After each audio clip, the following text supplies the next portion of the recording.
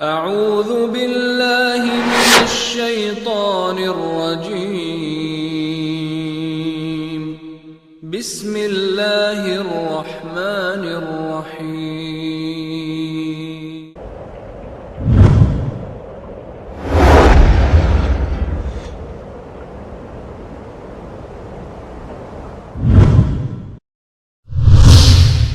كنتم خير أمة أخرجت للناس تأمرون بالمعروف وتنهون عن المنكر وتؤمنون بالله.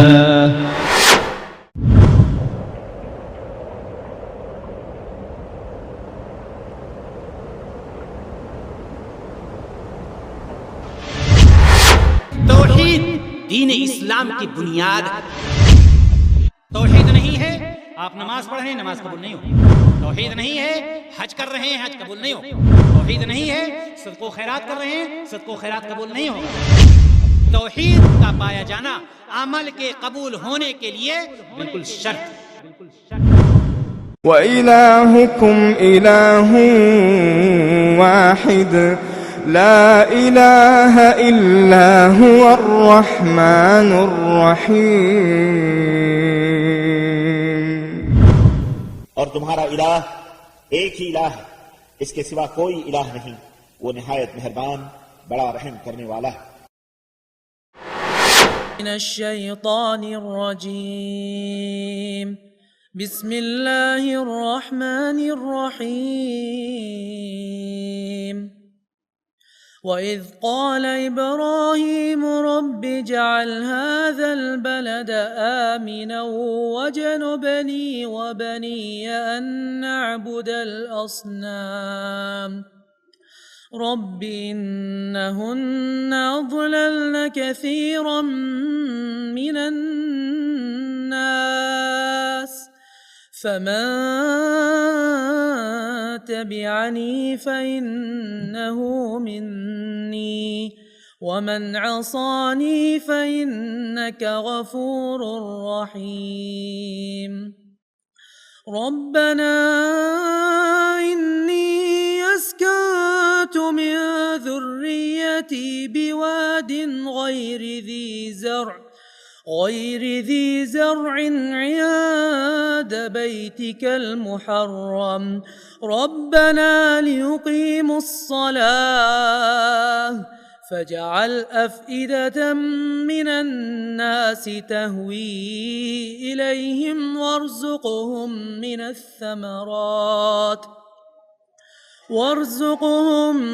الثمرات لعلهم يشكرون. ربنا إنك تعلم ما نخفي وما نعلن وما يخفى على الله من شيء في الأرض ولا في السماء. الحمد لله الذي وهب لي على الكبر إسماعيل وإسحاق إن ربي لسميع الدعاء. رب اجعلني مقيم الصلاة ومن ذريتي ربنا وتقبل دعاء. ربنا اغفر لي ولوالدي وللمؤمنين يوم يقوم الحساب. السلام علیکم ورحمۃ اللہ وبرکاتہ.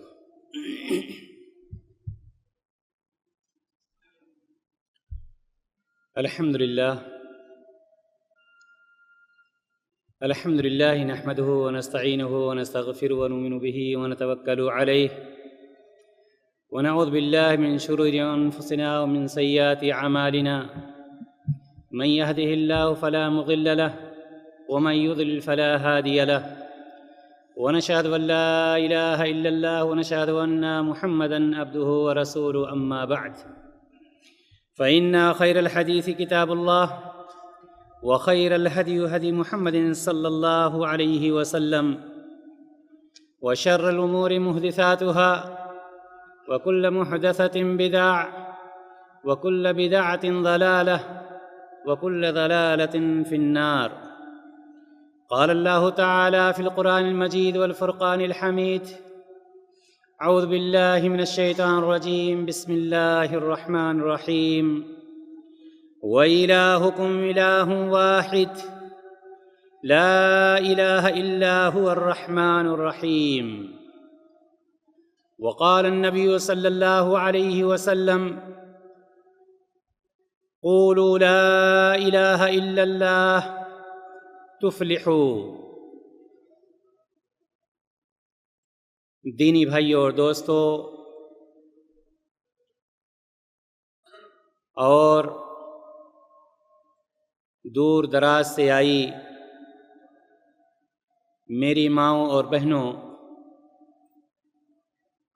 تمام قسم کی حمد و ثنا، تعریف و توصیف، بڑائی اور بزرگی اس وحدہ لا شریک کے لیے جو خالق کائنات اور مالک ارض و سما ہے، جس نے لفظ کن سے دنیا و ما فیہا کو پیدا فرمایا، اور اس کے بعد لاکھوں کروڑوں درود و سلام اس ذات مبارکہ مقدسہ اور مطہرہ پر جن کا نام نامی اسم گرامی جناب محمد رسول اللہ صلی اللہ علیہ وسلم ہے، جنہوں نے ساری مشقتیں برداشت کر کے اللہ رب العزت کے پیغام کو ہم تک اور آپ تک پہنچایا ہے۔ دینی بھائی اور دوستو، آج 6 دسمبر 2013 بروز جمعہ بعد نماز عشاء مکتب جالیات ثنائیہ قدیم ریاض کی جانب سے اس جامع مسجد میں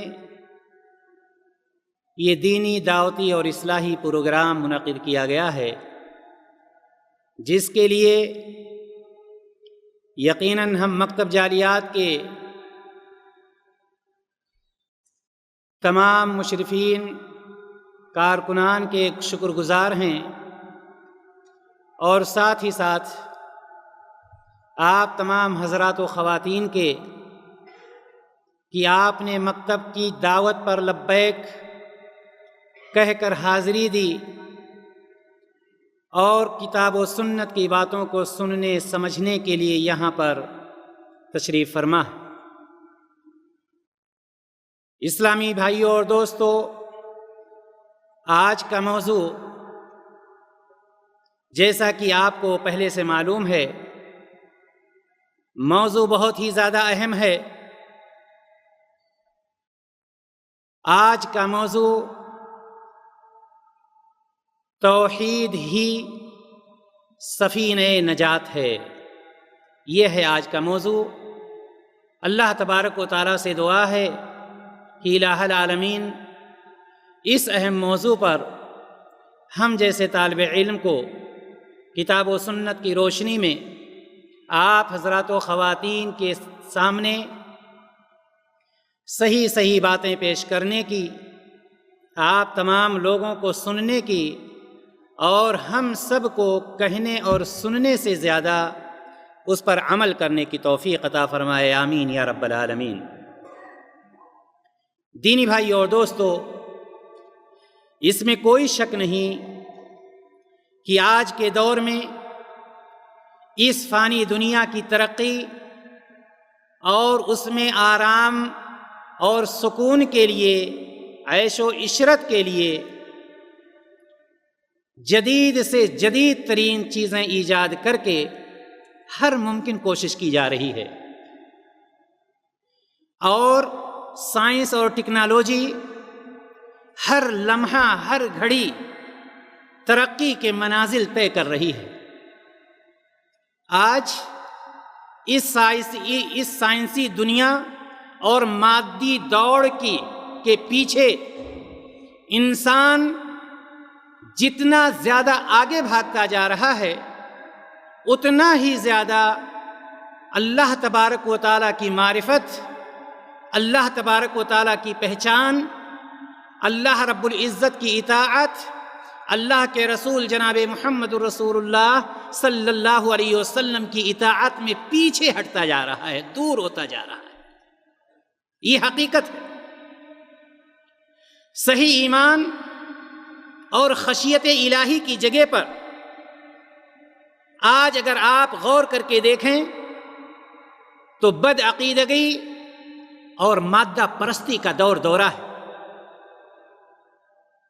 اور یہی وہ وجہ ہے جس کے نتیجے میں ظلم و زیادتی، قتل و غارت گری، چوری اور ڈکیتی، بے حیائی اور بدکاری، بد امنی اور بے ایمانی، فسق و فجور، کفر و شرک اور بدعت و خرافات کے منظر ہر سو نظر آتے، ہر جانب جہاں پر آپ دیکھیں گے یہ ساری چیزیں آپ کے سامنے ہوں گی۔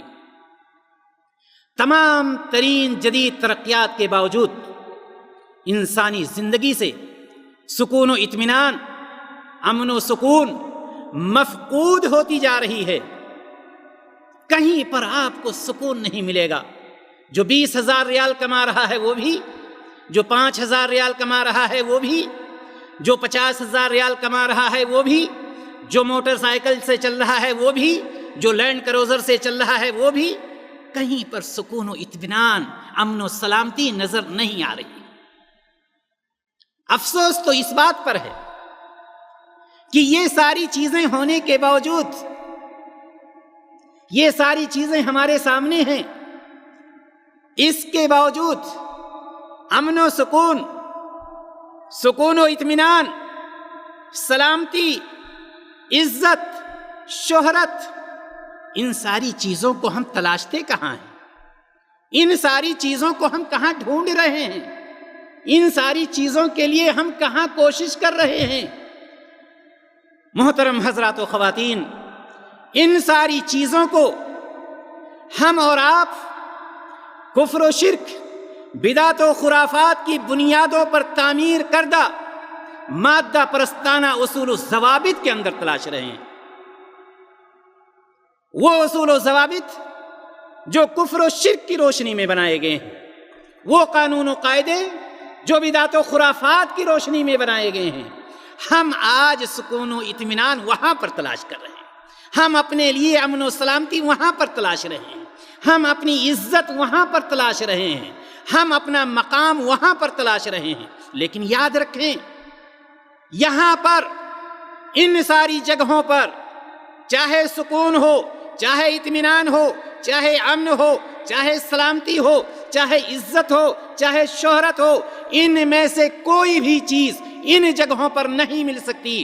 کیوں نہیں مل سکتی ہے؟ اس لیے کہ آپ کے رب نے، اللہ رب العزت نے قرآن مقدس کے سورہ انعام میں ارشاد فرمایا، الذین آمنوا ولم یلبسوا ایمانہم بظلم اولئک لہم الامن وہم مہتدون۔ اللہ تبارک و تعالیٰ نے کیا فرمایا؟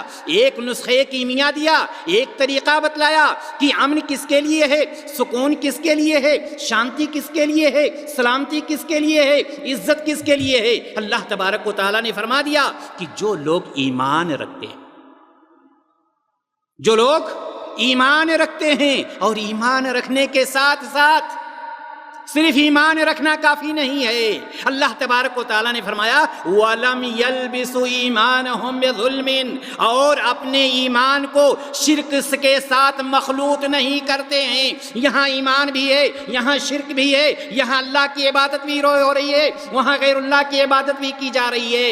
الذین لم يلبسوا ایمانہم بظلم، جو لوگ اپنے ایمان کو شرک کے ساتھ مخلوط نہیں کرتے، ملاتے نہیں، صبح کو یہ کیا، شام کو وہ کر لیا، ادھر یہ کیا، ادھر وہ کیا، ایسے لوگوں کے لیے امن و سکون نہیں۔ لیکن وہ لوگ جو اللہ رب العزت پر ایمان رکھتے ہیں، وہ لوگ جو اللہ تبارک و تعالیٰ پر ایمان لاتے ہیں اور اپنے ایمان کے ساتھ شرک کو مخلوط نہیں کرتے، رب کائنات نے اعلان کر دیا اولئک لہم الامن، ایسے ہی لوگوں کے لیے امن ہے، سلامتی ہے، سکون ہے، اطمینان۔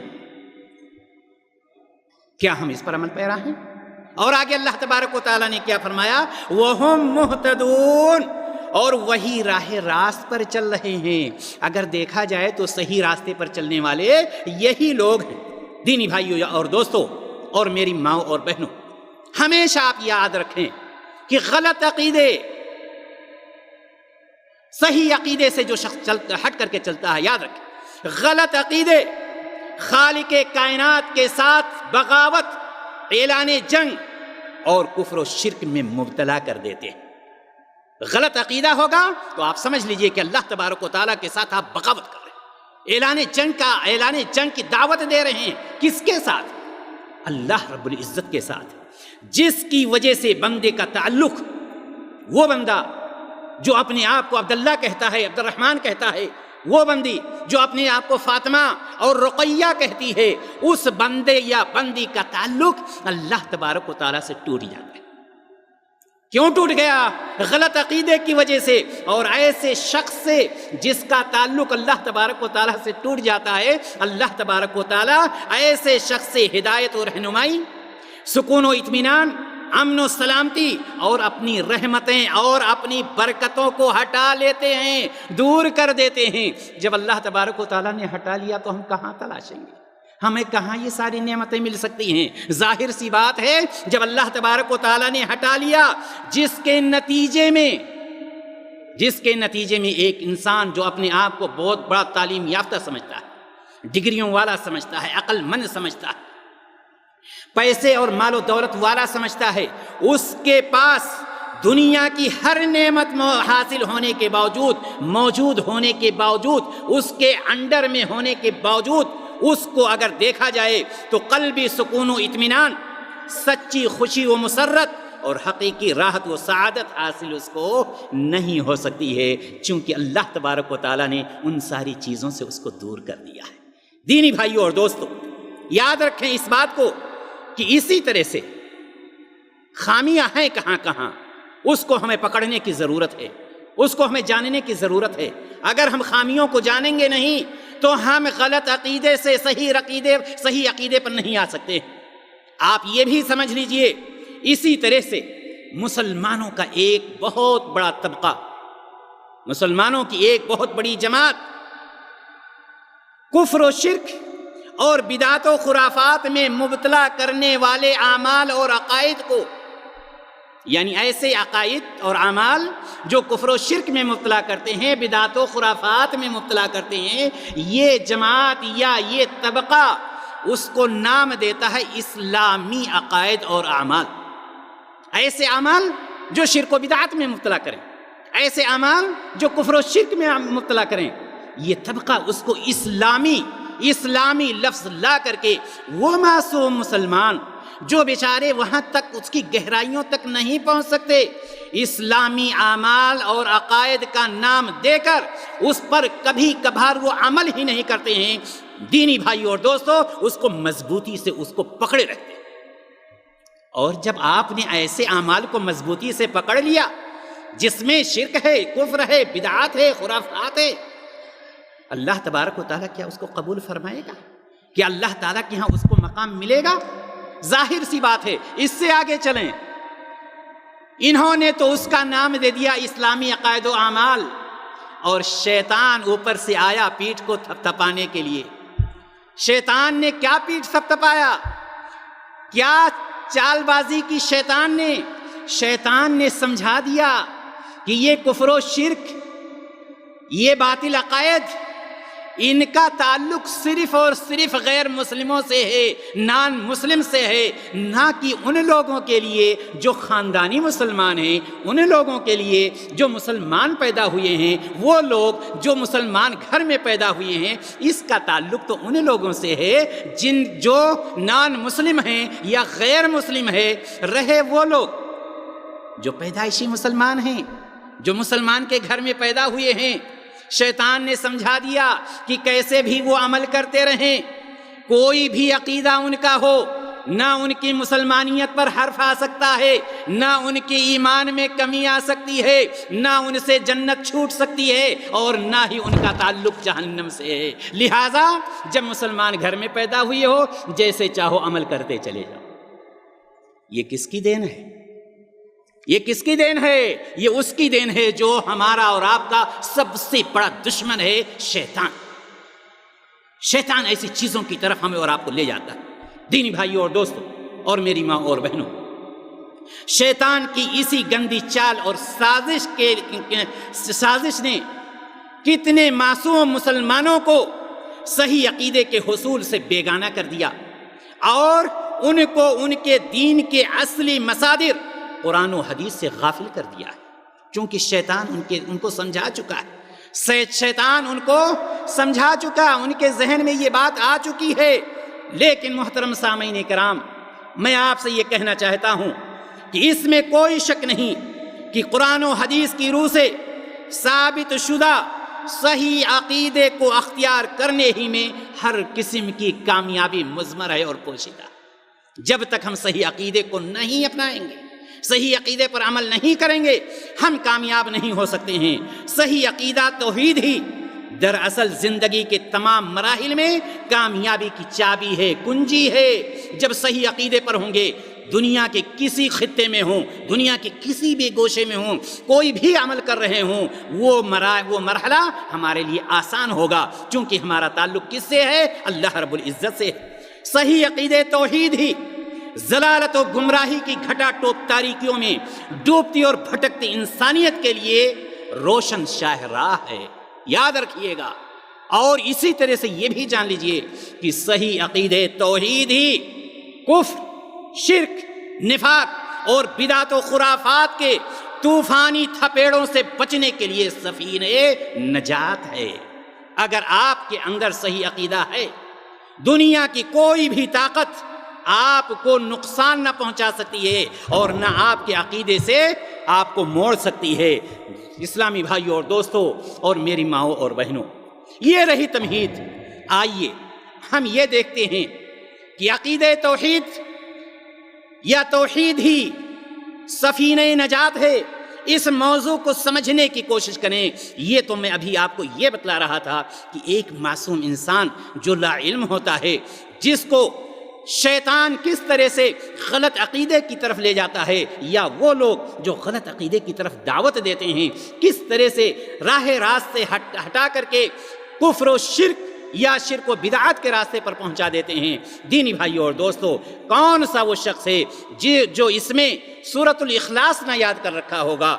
ہر شخص کو سورۃ الاخلاص یاد ہے۔ اللہ تبارک و تعالیٰ نے فرمایا قل هو اللہ احد۔ کیا مطلب ہے اس آیت کا؟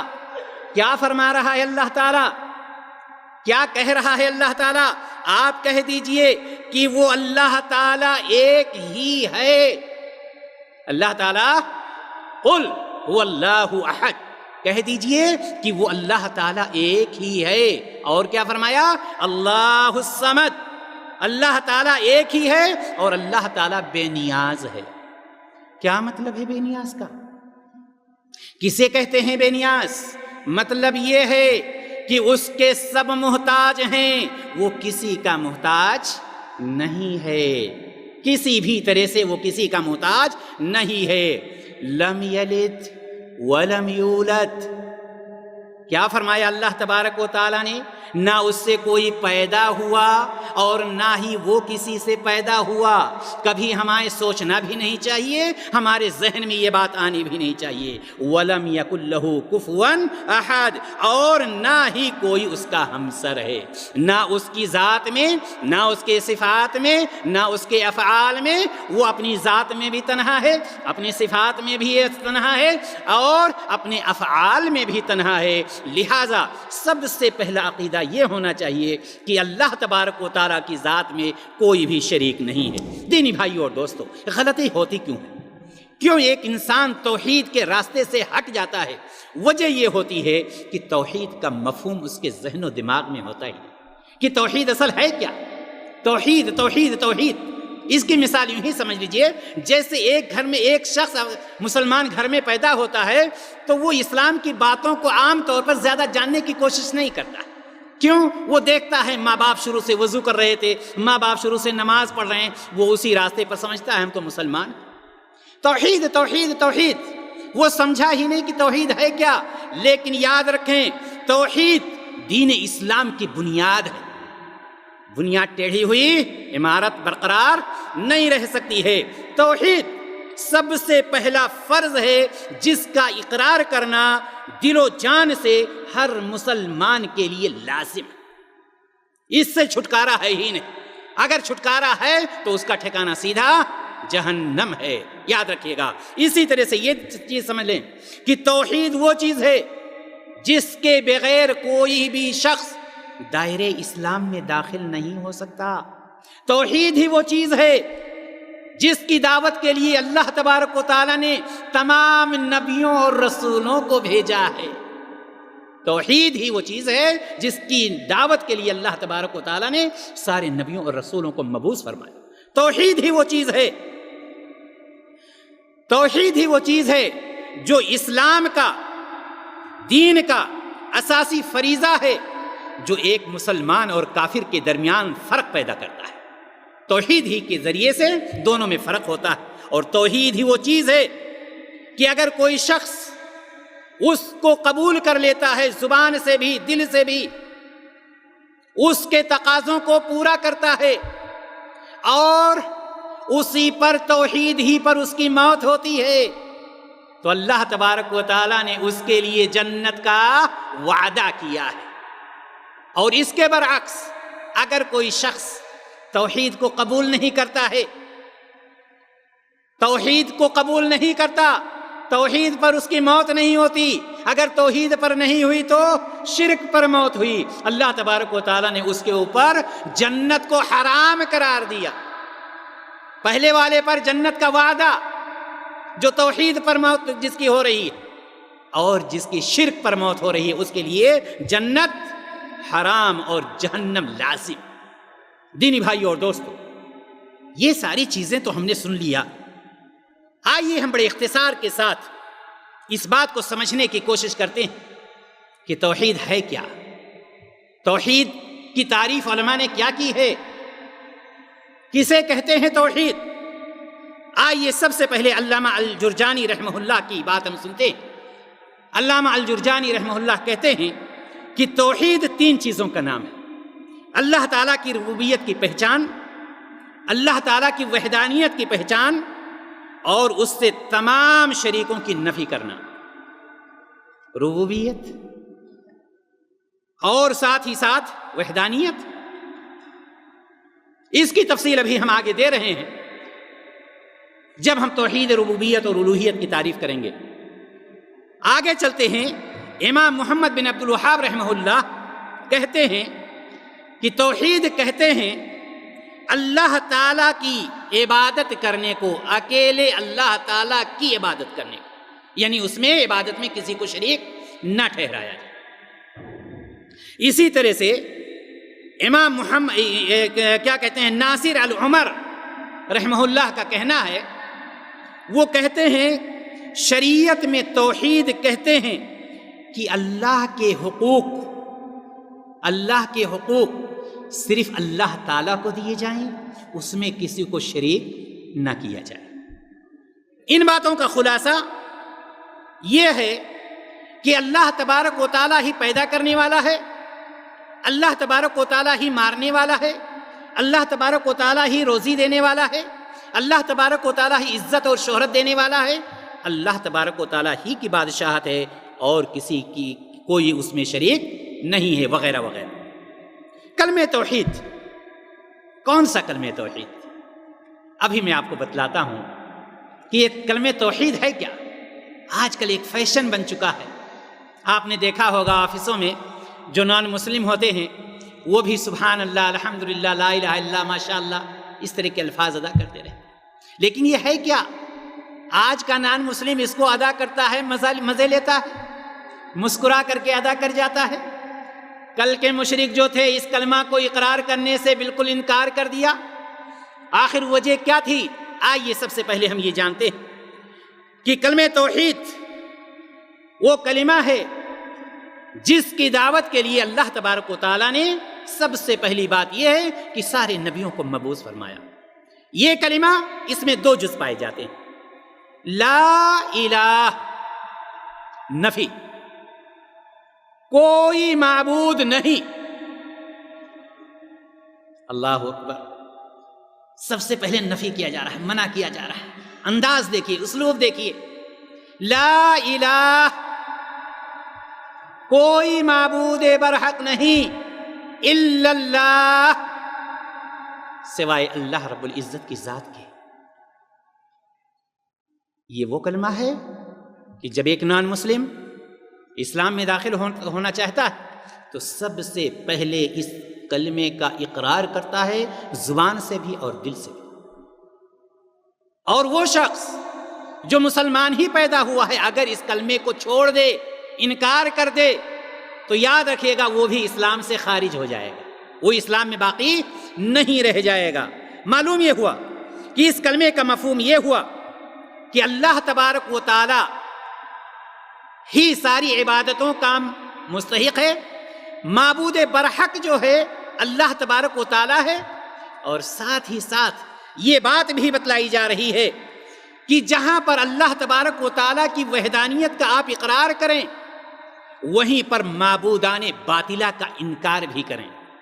یہ نہیں کہ یہ بھی صحیح ہے اور وہ بھی صحیح ہے، انکار بھی ضروری ہے، زبان سے بھی انکار ہو، دل سے بھی انکار ہو۔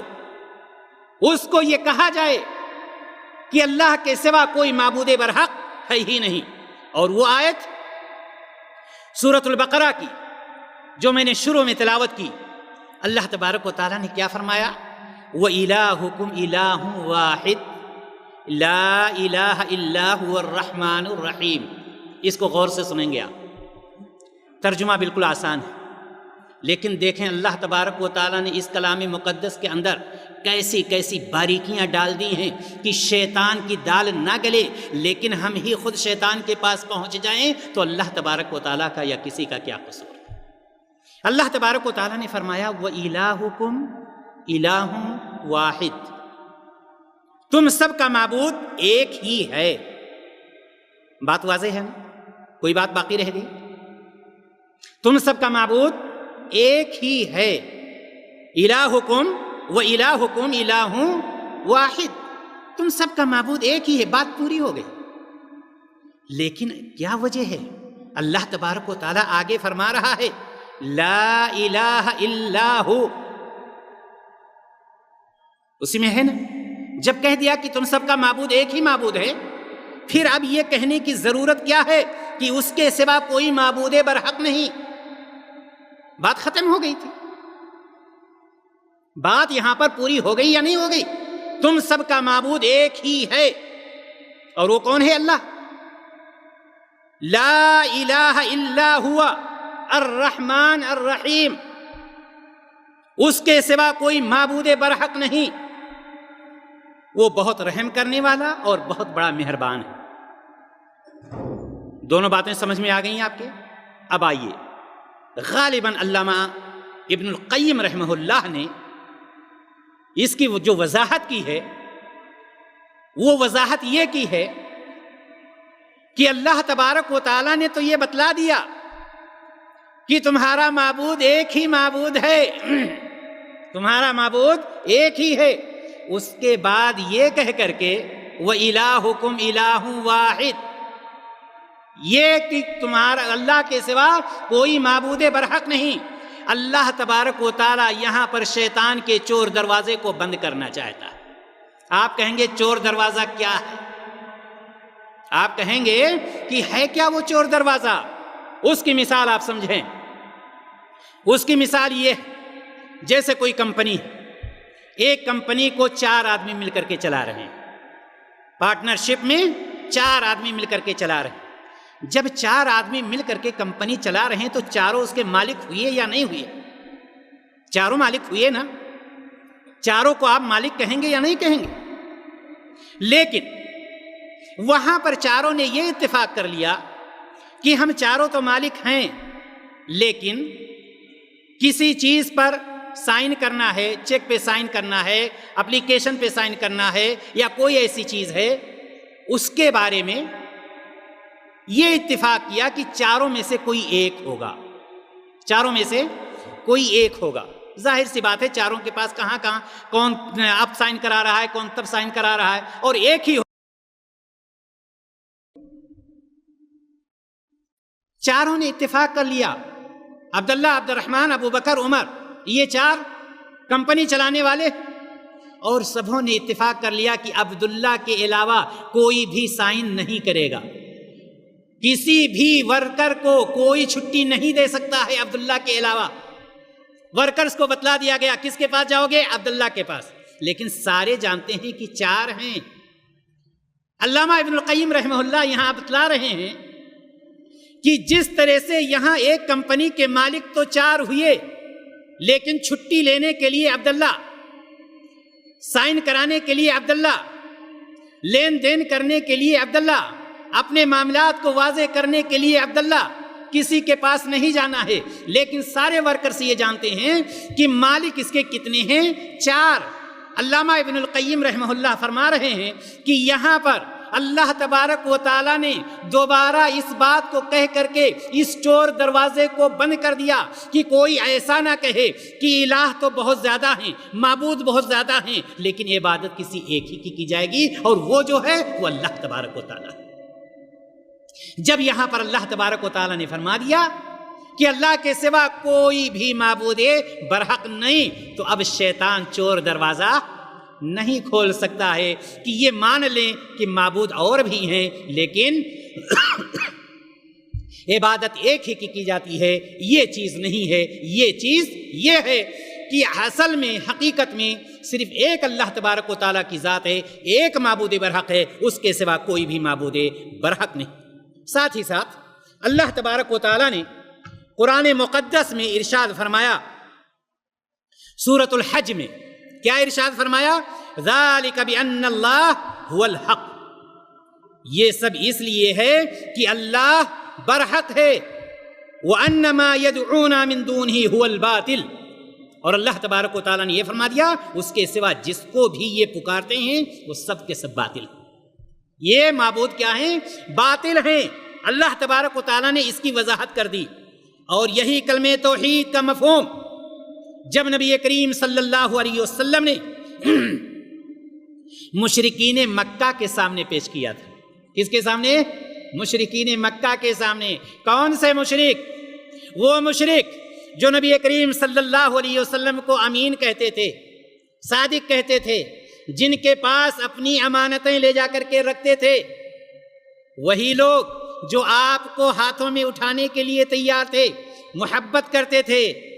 جب یہ مفہوم نبی کریم صلی اللہ علیہ وسلم نے مشرکین مکہ کے سامنے پیش کیا، اس کا نقشہ اللہ تبارک و تعالیٰ نے قرآن مقدس میں کھینچا کہ اجعل الآلہۃ الہ واحد ان ھذا لشیء عجاب۔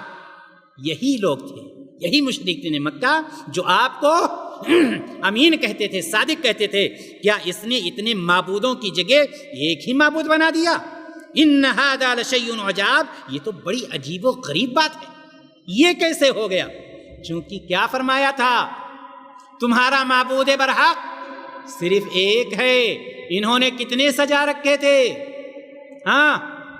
10 20 100 200 کتنے تھے؟ 360۔ 360 کو جب سجا کر کے رکھا ہے اور کوئی آ کر کہے کہ معبود برحق ایک ہے تو عجیب و غریب بات تو ہوگی ہی۔ اور یہیں پر اکتفا نہیں کیا، یہ امین کہنے والوں نے، یہ صادق کہنے والوں نے یہیں پر اکتفا نہیں کیا، بلکہ آگے اللہ تبارک و تعالیٰ نے سورہ الصافات کے اندر ارشاد فرمایا اِنَّا لَتَارِكُ آلِهَتِنَا بِشَاعِرٍ مَجْنُونٍ، لِشَاعِرٍ مَجْنُونٍ۔ اللہ تبارک و تعالیٰ نے اس کا بھی نقشہ کھینچ کر کے محمد صلی اللہ علیہ وسلم کے سامنے اتار دیا کہ اے محمد، یہ وہی لوگ ہیں تمہارے دوست جو تمہیں امین اور صادق کہتے تھے، حق کو تم نے پیش کیا، اب یہ کیا کہہ رہے ہیں؟ کیا ہم اپنے معبودوں کو ایک دیوانے شاعر کی بات پر چھوڑ دیں؟ ایک دیوانے شاعر کی بات پر چھوڑ دیں؟ کیا ہم اپنے معبودوں کو چھوڑ دیں؟ مطلب کیا ہے؟ خلاصہ یہ ہے میرے بھائیو اور دوستو کہ کلمہ توحید کا مفہوم صرف اتنا مان لینا کافی نہیں ہے کہ اللہ تبارک و تعالی ہی عبادت کے لائق ہے، ساتھ ساتھ جیسا کہ میں نے پہلے بھی بتلایا کہ معبودان باطلہ کا انکار کرنا بھی ضروری ہے، ان سے تعلقات کو کاٹنا بھی ضروری ہے۔ ان سے اگر ہم تعلقات کو نہیں کاٹتے تو معلوم یہ ہوا کہ ہم معبود برحق کو نہ مان کر کے سارے معبودوں کو مانتے ہیں، اور اللہ تبارک و تعالیٰ کو یہ چیز قطعاً پسند نہیں ہے۔ دینی بھائیو اور دوست، خلاصہ کلام یہ کہ ایک طرف ہم اللہ تبارک و تعالیٰ کو معبود برحق مانیں اور دوسری طرف ان معبودان باطلہ کا انکار کریں اور لا تعلقی کا اظہار بھی کریں، لا تعلقی کا اظہار بھی کریں۔ ایسا نہ ہو کہ خوش رہے رحمان بھی اور راضی رہے شیطان بھی، ایسا نہیں ہونا چاہیے۔ آگے چل، توحید میں یہ بتلا رہا تھا کہ غلطیاں وہیں سے ہو جاتی ہیں کہ ہم اور آپ توحید کی اہمیت کو سمجھ نہیں پاتے۔ توحید کی اہمیت کیا ہے؟ سب سے پہلی چیز آپ یہ سمجھ لیجئے کہ توحید تمام انبیاء علیہ السلام کی دعوت ہے۔ جتنے بھی انبیاء آئے سب کے سب آپ قرآن اٹھا کر کے مطالعہ کر لیں اور دیکھ لیں کیا کہا سب نے، یا قوم اعبدوا اللہ ما لکم من الہ غیرہ، ما لکم من الہ غیرہ۔ یا قوم، چاہے نوح علیہ السلام ہو، ہود علیہ السلام ہو، صالح علیہ السلام ہو، شعیب علیہ السلام، سب کے سبوں نے یہ کی دعوت دی، اور اللہ کے رسول جناب محمد رسول اللہ صلی اللہ علیہ وسلم پر جو آیت اور جو وضاحت کر رہی ہے کھلے طور پر وَلَقَدْ بَعَثْنَا فِي كُلِّ أُمَّةٍ رَسُولًا أَنِ اعْبُدُوا اللَّهَ وَاجْتَنِبُوا الطَّاغُوتَ، یہ آیت کہ ہم نے ہر امت پر، ہر امت کے پاس وَلَقَدْ بَعَثْنَا فِي كُلِّ أُمَّةٍ رَسُولًا، ہم نے بھیجا ہر امت میں رسول کو۔ مطلب کیا تھا؟ مقصد کیا تھا؟ أَنِ اعْبُدُوا اللَّهَ وَاجْتَنِبُوا الطَّاغُوتَ، اللہ کی عبادت کرو اور معبودان باطلہ سے، طواغیت سے بچو، دور رہو، اجتناب کرو۔ دینی بھائیو اور دوست، توحید کے متعلق دو بنیادی اصولوں کو ہمیشہ اپنے ذہن میں بٹھا لیں۔ پہلی چیز، کوئی بھی عبادت ہو، ظاہری عبادت ہو، باطنی عبادت ہو، انفرادی عبادت ہو، اجتماعی عبادت ہو، ساری عبادتیں خاص ہیں کس کے لیے؟ صرف اور صرف اللہ رب العزت کے لیے۔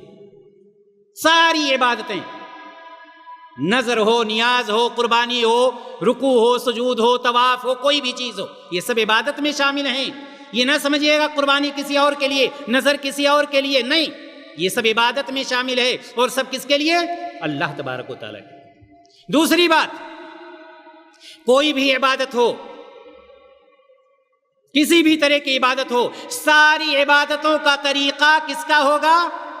نبی کریم صلی اللہ علیہ وسلم کا۔ یہ دو بنیادی اصول، ایک چیز یہ کہ اللہ تعالیٰ کی عبادت کی جائے، اس میں کسی کو شریک نہ ٹھہرایا جائے، اور دوسری چیز یہ کہ جتنی بھی عبادتیں ہیں ان عبادتوں کا طریقہ کس کا ہو؟ نبی کریم صلی اللہ علیہ وسلم کا طریقہ۔ توحید دین اسلام کا پہلا رکن ہے۔ توحید جو ہے تو دین اسلام کا یہ پہلا رکن ہے۔ آپ جانتے ہیں ارکان اسلام کتنے ہیں؟ 5۔ پہلا رکن کیا ہے؟ کلمہ شہادت، لا الہ الا اللہ محمد الرسول اللہ، اور یہی وہ کلمہ ہے۔ جب آپ کسی کو آفسوں میں لے کر کے آتے ہیں کلمہ پڑھانے کے لیے تو اس سے یہی کہلوایا جاتا ہے، اور یہی کلمہ اس کی دنیا کو بدل دیتا ہے، کفر سے اٹھا کر کے اسلام میں داخل کر دیتا ہے۔ یہی وہ کلمہ ہے، کلمہ توحید۔ دینی بھائیو اور دوستو، مطلب یہ ہے کہ توحید اسلام کا پہلا رکن ہے۔ ارکان اسلام میں سے کسی بھی رکن کا ہم انکار نہیں کر سکتے، اور یہ تو پہلا رکن ہے، اگر اس کا اقرار کوئی نہ کرے تو بعد والے کی کچھ بات ہی نہیں بنتی۔ اسی طرح سے آپ یہ جان لیں، توحید اللہ تعالیٰ کا اس کے بندوں پر پہلا حق، توحید اللہ تعالیٰ کا بندوں پر پہلا حق۔ آپ اس حدیث کو یاد کریں، اختصار کے ساتھ میں بتلا رہا ہوں، معاذ بن جبل رضی اللہ تعالی عنہ والی حدیث۔ جب معاذ بن جبل رضی اللہ تعالی عنہ آپ کے اونٹ پر سوار ہو جاتے ہیں، پیچھے آپ بیٹھے ہیں، آگے نبی کریم صلی اللہ علیہ وسلم تشریف فرما ہیں، معاذ بن جبل رضی اللہ تعالی عنہ فرماتے ہیں ہمارے اور نبی کائنات کے بیچ میں اونٹ کے کجاوے کے علاوہ کوئی فاصلہ نہیں۔ نبی کائنات نے فرمایا اے معاذ، کہتے ہیں میں نے کہا اے اللہ کے رسول صلی اللہ علیہ وسلم میں حاضر، اے معاذ، اے معاذ بن جبل، اے معاذ بن جبل، 3 مرتبہ پکارا۔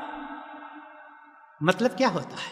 آگاہ کرنا، آگاہ کرنا کہ سنو میری بات کو غور سے سنو۔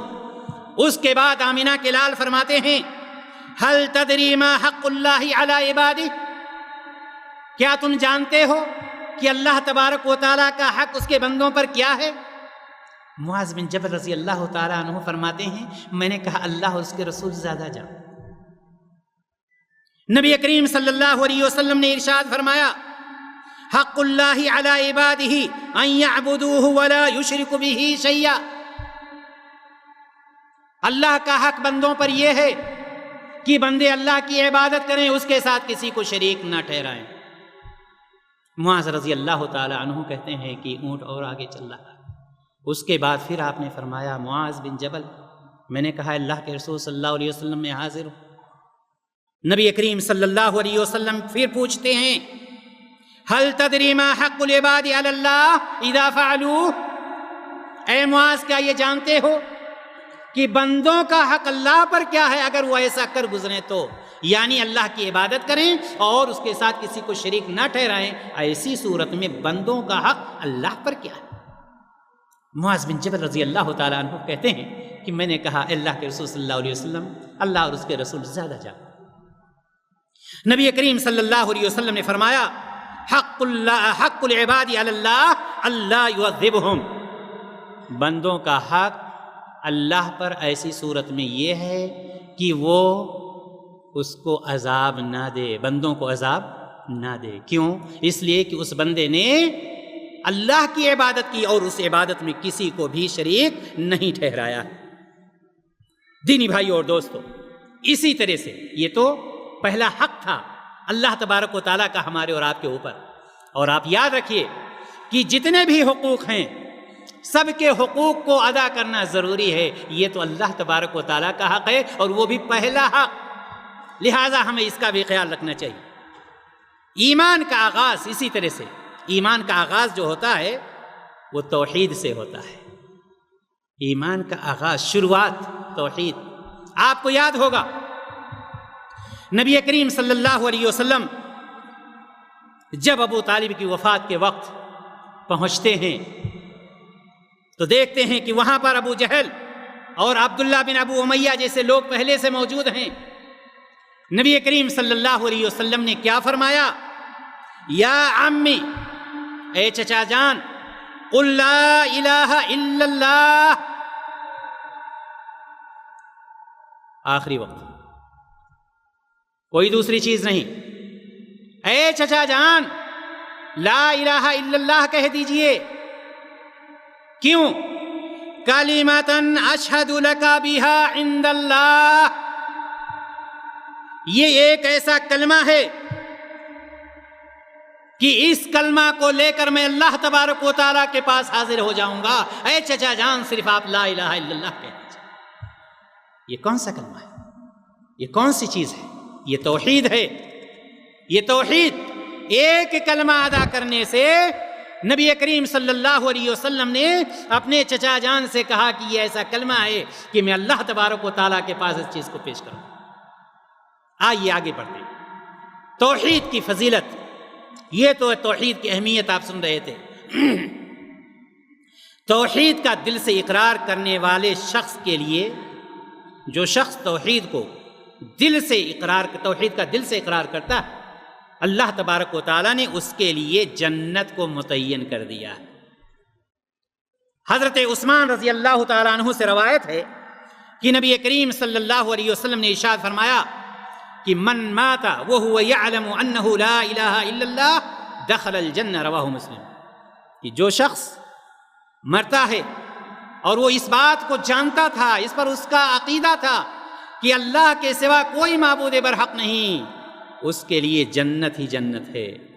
اور اسی طرح سے نبی کریم حضرت جابر رضی اللہ تعالی عنہ روایت کرتے ہیں کہ نبی کریم صلی اللہ علیہ وسلم کے پاس ایک آدمی آتا ہے اور پوچھتا ہے اے اللہ کے رسول صلی اللہ علیہ وسلم 2 واجب کر دینے والی چیزیں بتلائیے. غور سے سنیے گا، 2 واجب کر دینے والی چیزیں.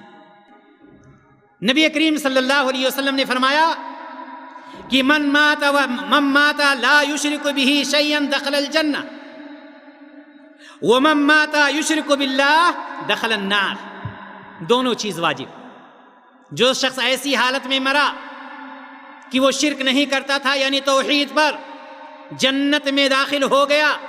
جو شخص ایسی حالت میں مرا کہ وہ شرک کرتا تھا، توحید کو نہیں اپنایا تھا، شرک کی حالت میں اس کی موت ہوئی، دخل النار، وہ ہمیشہ ہمیشہ کے لیے جہنم میں چلا. کیوں جہنم میں جائے گا؟ اس لیے کہ اللہ تبارک و تعالیٰ نے قرآن مقدس میں ارشاد فرمایا ان اللہ لا یغفر ان یشرک بہ ویغفر ما دون ذلک لمن یشاء. اللہ تبارک و تعالیٰ مشرک کو کسی بھی صورت میں نہیں بخشے گا، اس کے علاوہ جس کو بھی چاہے اس کی مشیت ہے، وہ چاہے تو بخش سکتا ہے. لیکن مشرک کے لیے اللہ تبارک و تعالیٰ نے اپنا فرمان سنا دیا. توحید پرست پر جہنم حرام. یاد رکھیے گا، یہ توحید توحید توحید. نبی کریم صلی اللہ علیہ وسلم نے کیوں توحید سے اپنی دعوت کا آغاز کیا تھا؟ اسی لیے توحید ہی اصل ہے، توحید ہی سفینہ نجات ہے، توحید ہی کے ذریعے سے کوئی جہنم سے بچ سکتا ہے اور جنت کو پا سکتا ہے، ورنہ کوئی بھی راستہ نہیں. اللہ کے رسول صلی اللہ علیہ وسلم ارشاد فرماتے ہیں من شہد ان لا الہ الا اللہ وان محمدا رسول اللہ حرم اللہ علیہ النار. کہ جو شخص اس بات کی گواہی دیتا ہے کہ اللہ کے سوا کوئی معبود برحق نہیں، اس بات کی گواہی دیتا ہے کہ محمد صلی اللہ علیہ وسلم اللہ کے رسول ہیں. نبی کریم صلی اللہ علیہ وسلم نے فرمایا حرم اللہ علیہ النار، ایسے شخص پر اللہ تبارک و تعالیٰ نے جہنم کو حرام قرار دیا ہے. دینی بھائیو اور دوستو، آئیے اور آگے بڑھتے ہیں. توحید کے فوائد ہم جاننا چاہے، فضائل جاننا چاہتے ہیں. وقت کم ہے، ابھی بہت ساری چیزیں ہماری آگے باقی، لیکن ایک حدیث اور جان لیتے ہیں، اس کے بعد آگے چلتے ہیں توحید کی قسموں میں انشاءاللہ. نبی کریم صلی اللہ علیہ وسلم نے فرمایا، اس کے راوی عبداللہ بن عمر رضی اللہ تعالی عنہ ہیں، اور یہ روایت ترمذی میں بھی ہے، مسند احمد میں بھی ہے اور ابن ماجہ میں بھی موجود ہے. فرماتے ہیں کہ قیامت کے دن تمام مخلوقات کے سامنے میری امت کے ایک شخص کو پکارا جائے گا، اور جب وہ شخص سامنے آئے گا تو اس کے سامنے 99 رجسٹر رکھ دیے جائیں گے. کتنے؟ 99. نبی کریم صلی اللہ علیہ وسلم فرماتے ہیں کہ اس رجسٹر کی کیفیت یہ ہوگی، ایک رجسٹر ہوں گے کتنے؟ 99. ایک رجسٹر کی کیفیت یہ ہوگی کہ جہاں تک اس کی نظر پہنچے گی اتنا لمبا ہوگا. وہ شخص ان رجسٹروں کو دیکھ کر پریشان ہو جائے گا. اللہ تعالیٰ پوچھے گا کہ اے بندہ یہ بتلا، یہ سارے اعمال جو یہاں پر موجود ہیں، جو تم نے کیا ہے، کیا اس کا تو اقرار کرتا ہے؟ وہ کہے گا اے اللہ کے رسول، یا اللہ یہ صحیح. اللہ تعالیٰ پوچھے گا کوئی تمہارے پاس اور چیز ہے کہ جو تمہارے لیے کارگر ثابت ہو، مفید ثابت ہو؟ وہ بندہ کہے گا اے اللہ یہ 99 رجسٹر اتنے لمبے لمبے، اس کے سامنے میں اگر کوشش بھی کروں تو میرے پاس کیا ہے؟ کچھ بھی نہیں. اللہ تبارک و تعالیٰ کہے گا آج انصاف کا دن ہے، بولو ہے تمہارے پاس کوئی چیز؟ اللہ تبارک و تعالیٰ ایک چھوٹا سا کارڈ نکال کر کے دکھائے گا. ایک چھوٹا سا کارڈ، جیسے یہ ہم سوا اور موبائل کا کارڈ دیکھتے ہیں نا، یہ چھوٹا سا کارڈ نکال کر دکھائے گا. وہ بندہ کہے گا اے اللہ یہ 99 تیرے رجسٹر اتنے لمبے لمبے، اس کے سامنے یہ چھوٹا سا کارڈ، یہ چھوٹی سی پڑیا کیا اہمیت رکھتی ہے؟ اللہ تبارک و تعالیٰ کہے گا انصاف کا دن ہے، کسی کے ساتھ ظلم نہیں کیا جائے گا۔ اللہ تبارک و تعالیٰ حکم دے گا، ترازو کو اٹھایا جائے گا، ایک پلڑے میں 99 رجسٹر رکھ دیے جائیں گے، ایک پلڑے میں وہ چھوٹا سا کارڈ رکھ دیا جائے گا جس میں لکھا ہوگا لا الہ الا اللہ۔ جب ترازو اٹھایا جائے گا، نبی کریم صلی اللہ علیہ وسلم نے فرمایا وہ چھوٹا سا جو کارڈ ہوگا وہ پلڑا نیچے ہو جائے گا اور یہ 99 والا رجسٹر کا پلڑا اوپر ہو جائے گا۔ میرے بھائی اور دوستو، یہ ہے لا الہ الا اللہ، یہ ہے لا الہ الا اللہ۔ ہم نے اس کو سمجھا، اس کو سمجھا تھا انہوں نے جنہوں نے پہلی فرصت میں انکار کر دیا تھا۔ وہ جانتے تھے کہ لا الہ الا اللہ کا مطلب ہے کہ اگر ہم نے ان کا اقرار کیا تو ہمیں 360 بتوں سے ہاتھ دھونا پڑے گا۔ اس کا مطلب یہ ہے کہ ہم شراب پی رہے ہیں، ان سے ہمیں ہاتھ دھونا پڑے گا، بدکاری کر رہے ہیں، اس سے ہاتھ دھونا پڑے گا، جو بھی برائیاں ہیں سب سے ہاتھ دھونا پڑے گا۔ یہ ہے لا الہ الا اللہ کا مطلب، جس کی وجہ سے انہوں نے پہلی فرصت میں انکار کر دیا۔ تو لا الہ الا اللہ کی بات چل رہی تھی۔ آئیے اب اختصار کے ساتھ میں آپ کو یہ بتلاتا ہوں کہ توحید کی 3 قسمیں۔ توحید کی کتنی قسمیں ہیں؟ 3 قسمیں ہیں، توحید ربوبیت، توحید الوہیت اور توحید اسماء و صفات۔ توحید ربوبیت مطلب کیا ہے؟ یعنی اللہ تعالیٰ کو اس کے تمام افعال میں، تمام افعال مطلب یعنی پیدا کرنے میں، مارنے میں، روزی دینے میں، عزت دینے میں، اولاد دینے میں، ساری چیزوں میں ایکتا ماننا وغیرہ وغیرہ، جتنے بھی افعال ہیں سب میں اللہ تبارک و تعالیٰ کو یکتا مانا جائے، تنہا مانا جائے، منفرد مانا جائے۔ وہی اکیلا پوری کائنات کا خالق بھی ہے، مالک بھی ہے، اور وہی تمام مخلوقات کو روزی دینے والا بھی ہے، اور پوری دنیا کے نظام کو چلانے والا بھی وہی ایک ذات ہے، اس کے علاوہ نہ کوئی ہے اور نہ اس کے افعال میں کوئی شریک ہے۔ یہ بھی یاد رکھیے گا کہ اس کے افعال میں کوئی شریک بھی نہیں۔ اللہ تبارک و تعالیٰ نے فرمایا سورہ یونس میں، قل من یرزقکم من السماء والارض، اے نبی کہہ دیجئے وہ کون ہے جو تمہیں آسمان و زمین سے روزی دیتا ہے؟ آسمان و زمین سے روزی، آج ہم کہتے ہیں ہمارے پاس اتنی ڈگریاں ہیں، ہم اتنے عقل مند ہیں، کتنے ڈگریوں والے روڈ پر ٹھوکر کھا رہے ہیں۔ یاد رکھیے گا، جسے اللہ تعالیٰ نہ دے دنیا کی کوئی طاقت، اور یہی وجہ ہے اللہ کے رسول صلی اللہ علیہ وسلم برابر یہ پڑھا کرتے تھے، اللہم لا مانع لما آتیت ولا معطی لما منعت۔ اے اللہ، اگر تو دینا چاہے دنیا کی کوئی طاقت اس کو روک نہیں سکتی، اور اے اللہ اگر تو نہ دینا چاہے دنیا کی کوئی طاقت دے بھی نہیں سکتی، چاہے وہ روزی ہو، چاہے وہ عزت ہو، چاہے وہ اولاد ہو، چاہے مال و دولت ہو، کوئی بھی چیز ہو، اگر اللہ تعالیٰ نہ دینا چاہے دنیا کی کوئی طاقت نہیں دے سکتی۔ دینی بھائیو اور دوست، آگے فرمایا اللہ تبارک و تعالیٰ نے امن یملک السماع والابصار، اور کون ہے وہ جو کانوں اور آنکھوں کا مالک ہے، سننے کا، دیکھنے کا مالک ہے، وہ کون ہے؟ وَمَن يُخْرِجُ الْحَيَّ مِنَ الْمَيِّتِ وَمَن يُخْرِجُ الْمَيِّتَ مِنَ الْحَيِّ، زندہ کو مردے سے کون نکالتا ہے اور مردہ سے زندہ کو کون نکالتا ہے؟ وَمَن يُدَبِّرُ الْأَمْرَ فَسَيَقُولُونَ اللَّهُ فَقُلْ أَفَلَا تَتَّقُونَ۔ اللہ تبارک و تعالیٰ نے فرمایا، اور وہ کون ہے جو تمام کاموں کی تدبیر کرتا ہے؟ اگر یہ ساری چیزیں پوچھی جائیں تو یہ مشرکین کیا کہیں گے؟ اللہ تبارک و تعالیٰ پوچھتا ہے، ٹھیک ہے یہ تم کہہ رہے ہو اللہ، تو پھر تم کیوں نہیں ڈرتے؟ کیوں نہیں اللہ پر ایمان لاتے؟ کیوں نہیں ایک اللہ کو اپنا لیتے؟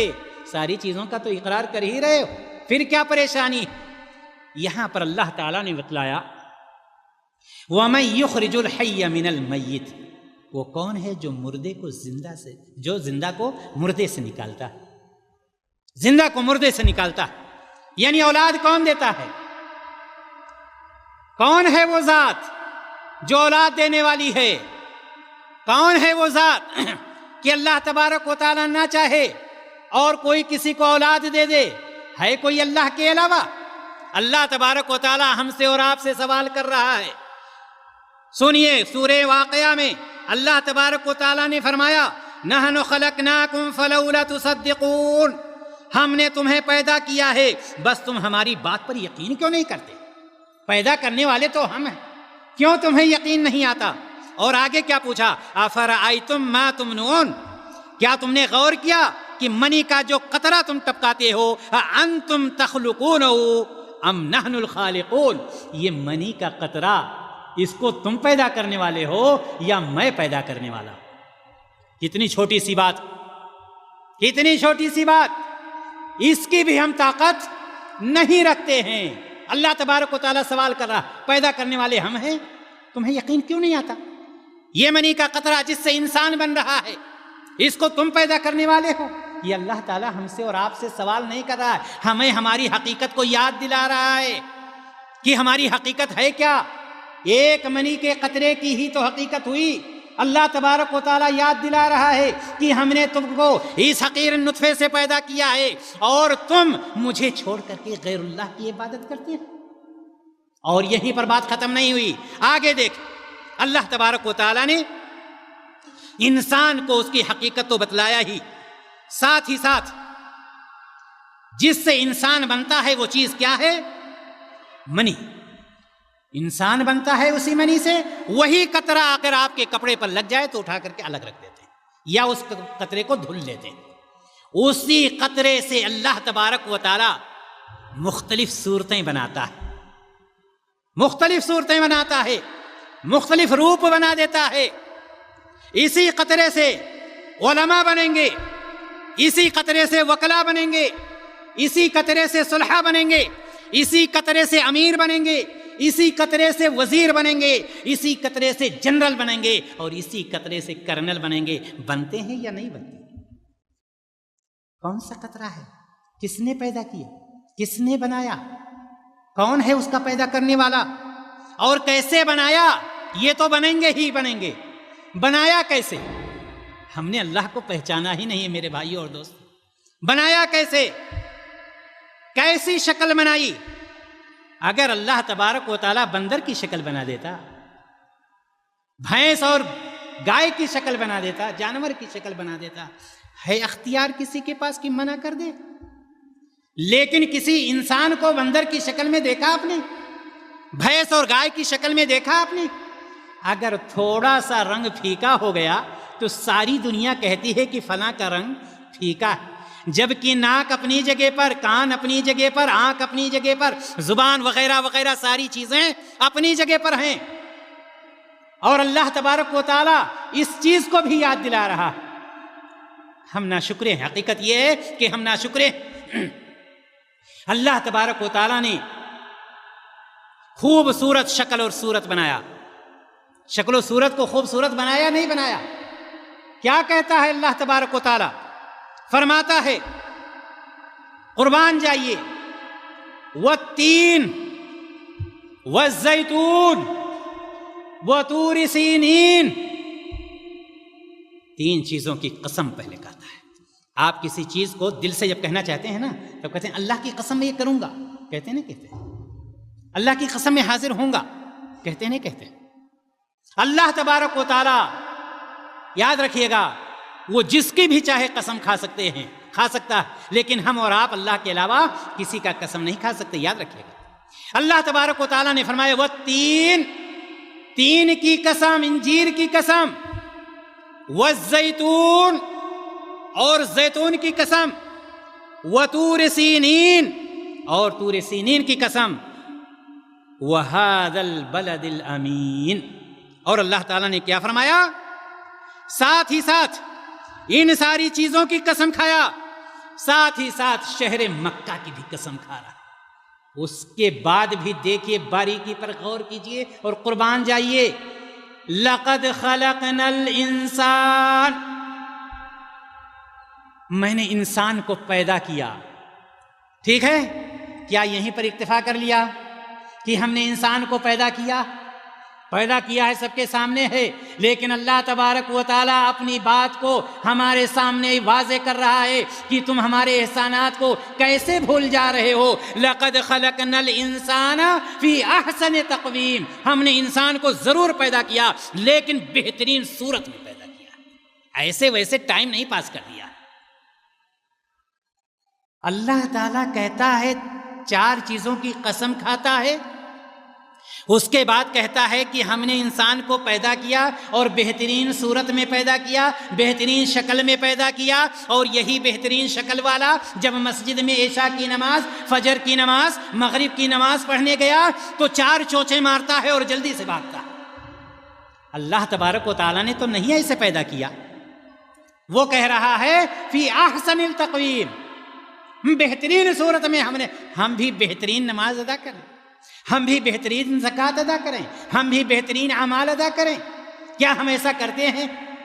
دینی بھائی اور دوستو، یہ سوچنے کی چیز، کہنے کا مطلب یہ ہے کہ پیدا کرنے والا، مارنے والا، روزی دینے والا، یہ سب ذات کون سی ہے؟ صرف اور صرف اللہ تبارک و تعالیٰ کی ذات۔ ساتھ ہی ساتھ آئیے توحید الوہیت کو ہم دیکھتے ہیں۔ توحید ربوبیت، ابھی بات ہو رہی تھی، ربوبیت کا مطلب کہ اللہ تعالیٰ اکیلے ہی پیدا کرنے والا، اکیلے ہی مارنے والا، اکیلے ہی روزی دینے والا، اکیلے ہی اولاد دینے والا کوئی نہیں ہے۔ اور ہم یہ نہ سوچیں کہ جب اللہ تبارک و تعالیٰ کچھ دے دے تو ہم دوسروں کو خوش کرنے کے لیے چلے جائیں۔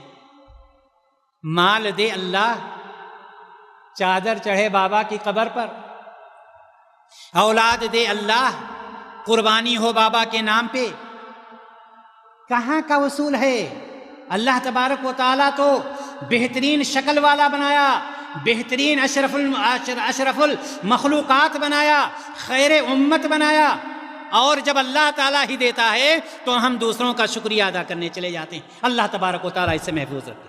توحید الوہیت، آئیے توحید الوہیت کو جانتے ہیں، یعنی یہ کہ عبادت میں اللہ تعالیٰ کو یکتا مانا جائے، تنہا مانا جائے، جو شروع سے میں بات کہتے آ رہا کہ ساری عبادتیں خاص ہیں کس کے لیے؟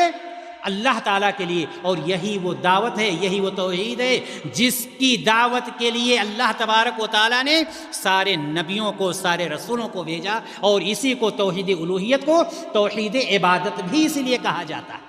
اس کو کیا کہا جاتا ہے؟ توحید عبادت بھی کہا جاتا ہے۔ لہذا جب ساری عبادتیں خاص ہیں اللہ تبارک و تعالیٰ کے لیے، تو چاہے ہماری نماز ہو، چاہے ہماری قربانی ہو، چاہے نظر ہو، نیاز ہو، کوئی بھی عبادت ہو، ساری عبادتیں ہوں گی کس کے لیے؟ اللہ تبارک و تعالیٰ کے لیے۔ اللہ تعالیٰ نے فرمایا قل ان صلاتی ونسکی ومحیای ومماتی للہ رب العالمین، یہ ساری چیزیں کس کے لیے؟ اللہ تبارک و تعالیٰ کے لیے، لا شریک لہ، اس میں کسی کو شریک مت ٹھہرانا۔ اللہ تعالیٰ سب کچھ جانتا ہے، آپ کے دل میں کیا ہے، آپ کیا کر رہے ہیں، ساری چیزوں سے اللہ تبارک و تعالیٰ واقف ہے۔ لہٰذا اللہ تبارک و تعالیٰ کے ساتھ کسی کو شریک نہ ٹھہرانا۔ آئیے ہم دیکھتے ہیں کہ جب اللہ تعالیٰ ہی کی عبادت کی جائے گی، اللہ تعالیٰ کیوں؟ اس لیے کہ اللہ تعالیٰ ہی پیدا کرنے والا ہے، وہی مارنے والا ہے، اسی کی بادشاہت ساری چیزیں۔ تو آپ یہ بھی جان لیں کہ غوث اعظم کوئی اور نہیں ہو سکتا۔ غوث اعظم کون ہوگا؟ صرف اللہ تبارک و تعالیٰ کی ذات۔ غوث اعظم کا مطلب کیا ہے؟ کسے کہتے ہیں غوث اعظم؟ الفاظ ادا کرنے سے پہلے سوچ لیا کریں کہ ہم کیا کہہ رہے ہیں، یہ بات کہاں تک پہنچے گی۔ غوث اعظم سب سے بڑا مددگار، اللہ اکبر۔ اللہ کے سامنے ہے کوئی ذات؟ ہے اس کا کوئی شریک؟